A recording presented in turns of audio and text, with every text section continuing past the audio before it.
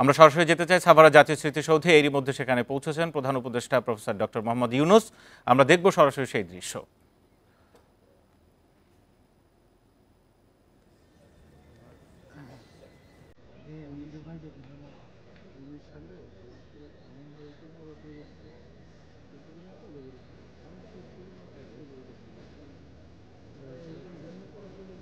প্রধান উপদেষ্টা তিনি প্রস্তুত হয়ে আছেন শ্রদ্ধা নিবেদনের জন্য মূল বেদির দিকে এগিয়ে যেতে। এর মধ্যে খানিকটা কুশল বিনিময় করেছেন সেখানে উপদেষ্টা যারা রয়েছেন, তিন বাহিনীর প্রধানরা রয়েছেন তাদের সাথে।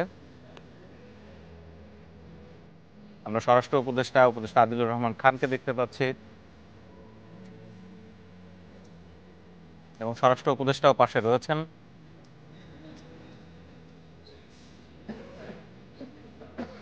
এর মধ্যে আমরা দেখতে পাচ্ছি উপদেষ্টা নাহিদ ইসলাম এবং আসিফ মাহমুদ সজীব ভুঁইয়া প্রধান উপদেষ্টার সাথে হ্যান্ডশেক করে তারা সেখানে রয়েছেন। মাহফুজ আলমকে আমরা দেখতে পাচ্ছি।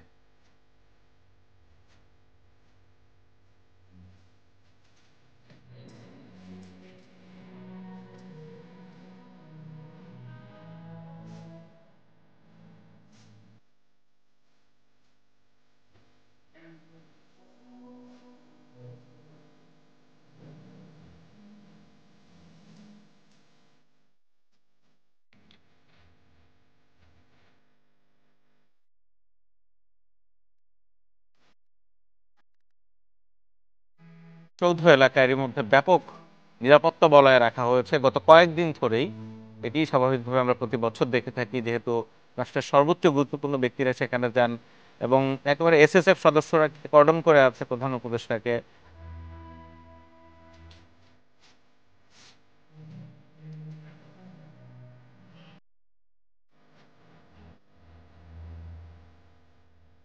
বাংলাদেশের জাতীয় দিবসগুলোতে আমরা যেমনটা লক্ষ্য করি, কেবল আন্তর্জাতিক মাতৃভাষা দিবস 21শে ফেব্রুয়ারিতেই প্রথম প্রহরে শ্রদ্ধা নিবেদন করা হয়, একেবারে মাঝরাতে প্রথম প্রহরেই কিন্তু কেন্দ্রীয় শহীদ মিনারে শ্রদ্ধা নিবেদন করেন। এছাড়া 26শে মার্চ, 16ই ডিসেম্বর আমরা যেমনটা দেখি যে সকালবেলা ভোরে সেখানে শ্রদ্ধা নিবেদন করে থাকেন রাষ্ট্রের সর্বোচ্চ ব্যক্তিরা।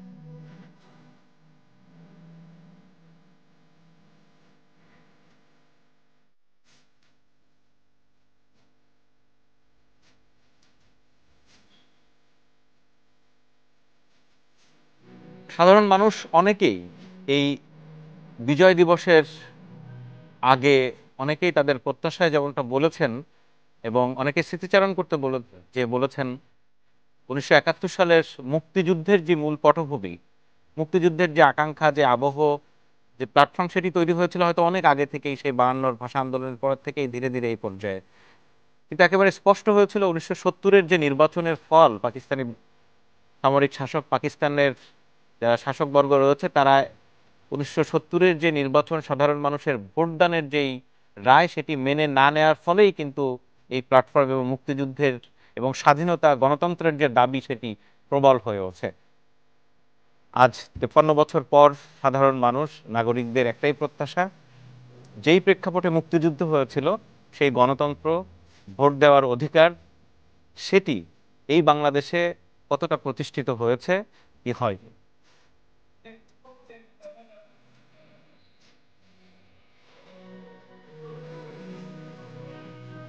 আমরা যেমনটা দেখতে পাচ্ছি, পূর্ব পূর্ব তিমুরের প্রেসিডেন্ট তিনিও কিন্তু স্মৃতিসৌধে গেছেন এবং তিনি এই মুহূর্তে বাংলাদেশের রাষ্ট্রীয় সফরে আছেন।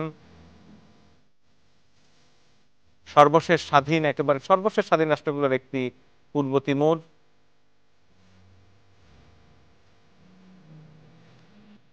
প্রধান উপদেষ্টা তাকে নিয়ে উপদেষ্টা মণ্ডলীর সাথে এবং সামরিক কর্মকর্তাদের সাথে পরিচয় করিয়ে দিচ্ছেন।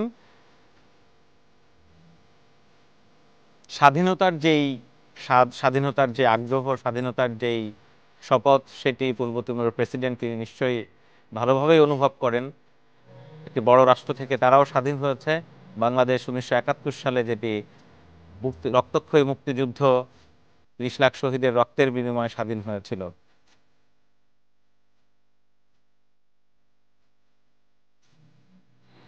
এবং একসাথেই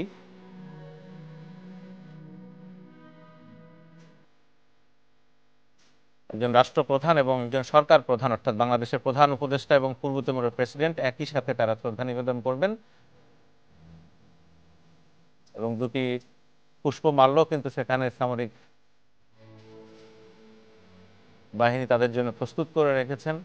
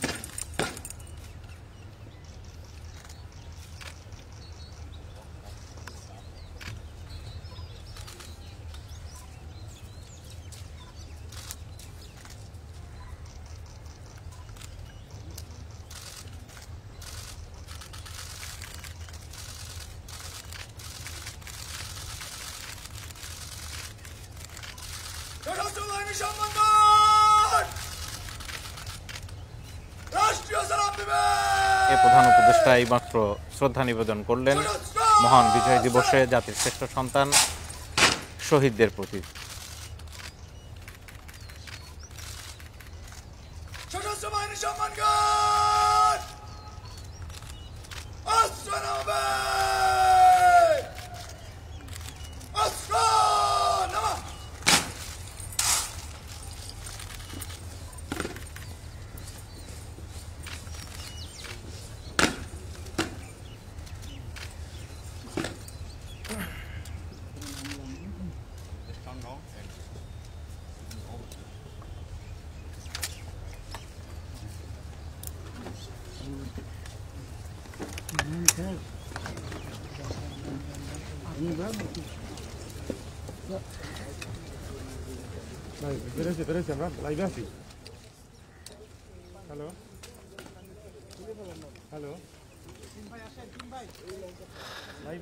আমরা এরই মধ্যে দেখতে পেলাম প্রধান উপদেষ্টা এবং পূর্ব তিমুরের প্রেসিডেন্ট তারা শ্রদ্ধা নিবেদন করেছেন এবং শ্রদ্ধা নিবেদন শেষে সেখানে যারা রয়েছেন অন্যান্য উপদেষ্টাদের সাথে আবারও তারা কথা বলছেন, এর আগে কথা বলেছেন। এবং এখন দেখতে পাচ্ছি দুই পাশে মুক্তিযোদ্ধারা রয়েছেন, বিভিন্ন সরকারি দপ্তরের কর্মকর্তা সহ বিভিন্ন প্রতিষ্ঠানের থেকে যারা গেছেন তাদের সাথে, বিভিন্ন সংগঠন থেকে যারা গেছেন তাদের সাথে কথা বলছেন এবং সেখানে কুশল বিনিময় করছেন প্রধান উপদেষ্টা।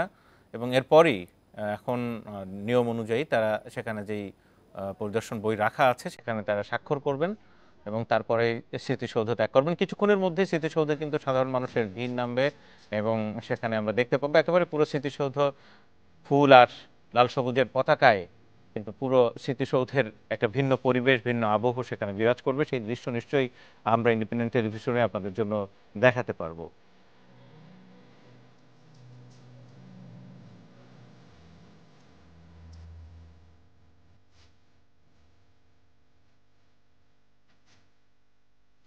কিছুক্ষণের মধ্যেই কূটনৈতিক মিশনে, বিদেশি মিশনগুলোতে যারা ঢাকায় দায়িত্ব পালন করবেন, বিভিন্ন দেশের রাষ্ট্রদূত সহ কূটনীতিক যারা রয়েছেন তারা শ্রদ্ধা নিবেদন করবেন। প্রধান বিচারপতি শ্রদ্ধা নিবেদন করবেন এবং তারপরই সাধারণ মানুষ, বিভিন্ন শিক্ষা প্রতিষ্ঠান, সংগঠন, রাজনৈতিক দল তাদের পক্ষ থেকে কিন্তু সেখানে শ্রদ্ধা নিবেদন করা হবে।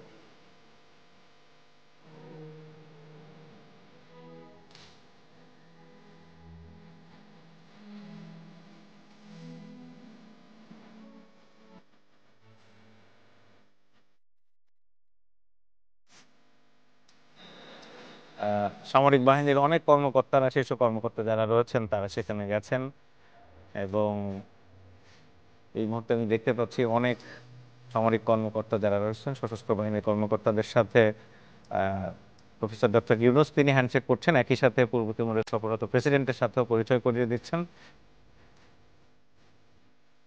আমরা দেখতে পাচ্ছি বাংলাদেশের প্রধান বিচারপতি ডক্টর সৈয়দ রেফাত আহমেদ তিনি কিন্তু অ্যাপিলেট ডিভিশনের এবং হাইকোর্ট ডিভিশনের অনেক বিচারপতিদের নিয়েই মাত্র শ্রদ্ধা নিবেদন করলেন এবং সেখানে গেছেন তিনি।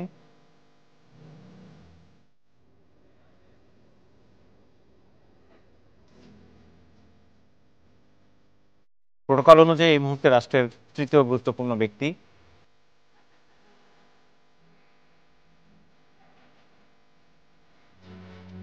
আমরা অ্যাপিলেট ডিভিশনের এবং হাইকোর্ট ডিভিশনের অনেক বিচারপতিকে সেখানে দেখতে পাচ্ছি, তারা সবাই গেছেন।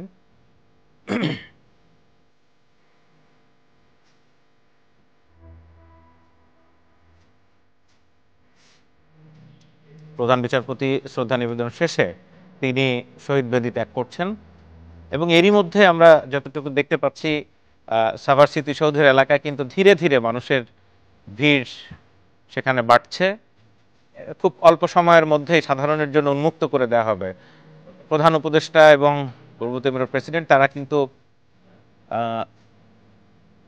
ধীরে ধীরে সাভার স্মৃতিসৌধের মূল বেদি থেকে গেটের দিকে আসছেন এবং এর বাম পাশে আমরা এই মুহূর্তে দেখতে পাচ্ছি উপদেষ্টা নাহিদ ইসলাম এবং মাহফুজ আলম তারা হয়তো গণমাধ্যমের সাথে কথা বলবেন।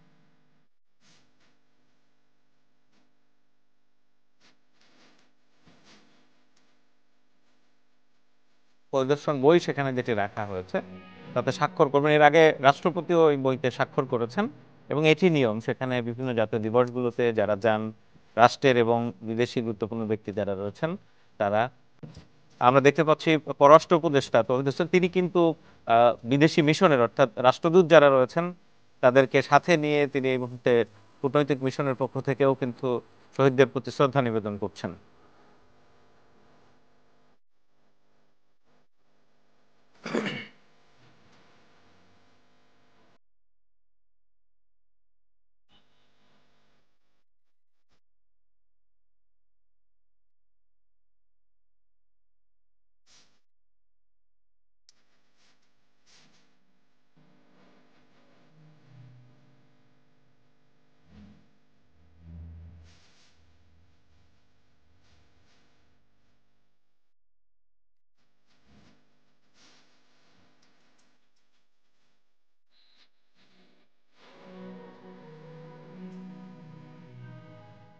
তারা দেখছেন এবং যারা দীর্ঘদিন রয়েছেন তারা বাংলাদেশের যে কৃষ্টি কালচার সম্পর্কে তারা জানেন, আমাদের জাতীয় দিবসগুলো সম্পর্কে তারা জানেন, এবং যারা নতুন এসেছেন তারাও চেষ্টা করেন এই দিবসগুলোতে বাংলাদেশ সম্পর্কে জানার, বাংলাদেশের সাধারণ মানুষের পাশে থাকার, দেখার যে কিভাবে এই বড় দিবসগুলো বাঙালিরা উদযাপন করে।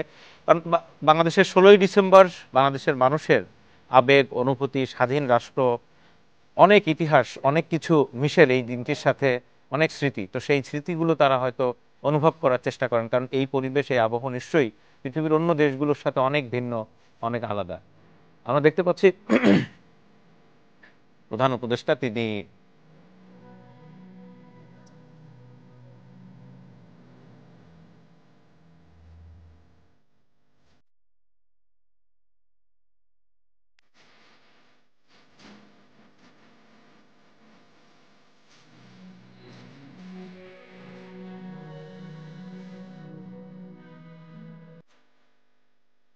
প্রেসিডেন্ট তিনি একটি গাছের চারা রোপণ করছেন, এবং সাভার স্মৃতিসৌধে যারা গেছেন তারা দেখবেন সেখানে অসংখ্য এরকম গাছ আছে এবং তারা রোপণ করে গেছেন, সেই তথ্য সেখানে আছে। তো এই মুহূর্তে ঠিক কি গাছ এটি বোঝা যাচ্ছে না। তিনি একটি গাছের চারা রোপণ করছেন এবং সেখানে কিন্তু কে রোপণ করেছেন সেটি অনেক সময় পাশে লিখে রাখা হয়, যাতে দর্শনার্থী যারা যান তারা সেটি দেখতে পারেন।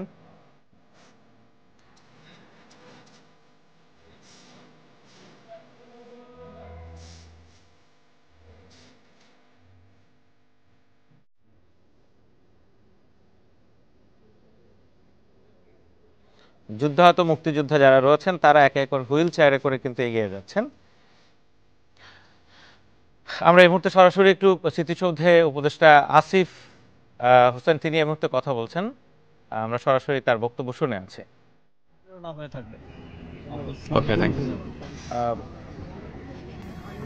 দেশবাসীকে সবাইকে বিজয় দিবসের শুভেচ্ছা। শহীদ, আহত এবং যারা বিভিন্ন উপায়ে বাংলাদেশের রাষ্ট্রের স্বাধীনতা সংগ্রামে অবদান রেখেছেন এবং জুলাই গণঅভ্যুত্থানে অবদান রেখেছেন সবাইকে সশ্রদ্ধ সালাম। আমাদের পক্ষ থেকে এটা বক্তব্য থাকবে যে বাংলাদেশে ৭১-এর পরে যেটা হয়েছে যে একটি মুজিববাদী ব্যবস্থার ভিতর দিয়ে আমরা গেছি, বন্দোবস্তের ভিতর দিয়ে, বাট ওই বন্দোবস্ত এবারের গণঅভ্যুত্থানের ভিতর দিয়ে বন্দোবস্ত নস্যাৎ হয়েছে। আমরা আশা করি যে এই বন্দোবস্তের কারণে বাংলাদেশ এতদিন প্রধানত রয়েছিল এবং বাংলাদেশের মানুষ গণতন্ত্র এবং বাক স্বাধীনতা থেকে শুরু করে স্বাভাবিক মৌলিক মানবাধিকারগুলো পায়নি। সেই ব্যবস্থার রদবদল হবে এবং বাংলাদেশের জনগণ সত্যিকার অর্থে স্বাধীনতা পাবে এবং এই স্বাধীনতা তারা রক্ষা করবে। এবং আমরা জনগণকে আহ্বান জানাই যে এবারের যে বিজয় অর্জিত হয়েছে ২,০০০-এর উপরে শহীদ এবং ৫০,০০০-এর কাছাকাছি আহতদের রক্তের বিনিময়ে এবং ত্যাগের বিনিময়ে এবং ৩০ লক্ষ শহীদ এবং অনেক মা বোনের সম্ভ্রমহানির বিনিময়ে আমরা যেই ৭১-এ যেই রাষ্ট্র পেয়েছিলাম, এই রাষ্ট্রকে পুনর্গঠনের সুযোগ আমরা যাতে কোনোভাবে অবহেলা না করি, আমরা যাতে এই ব্যাপারে খুবই দায়িত্বশীল আচরণ করি সব সংগঠন, রাজনৈতিক দল এবং মানুষ। এবং আমরা চাই যে এর ভিতর দিয়ে এবারের যে বিজয় দিবসে আমরা যেভাবে স্বাধীন মুক্তভাবে বিজয় দিবস উদযাপন করতে পারছি, আমরা চাচ্ছি যে বাংলাদেশ এই স্বাধীনতা ধরে রাখুক এবং জনগণ আমাদের সাথে এবং সব দায়িত্বশীল মানুষের সাথে জনগণ একসাথে চলুক এবং বাংলাদেশ ঐক্যবদ্ধভাবে বাংলাদেশ এগিয়ে যাক। ওকে, থ্যাংক ইউ। শফিক ভাই।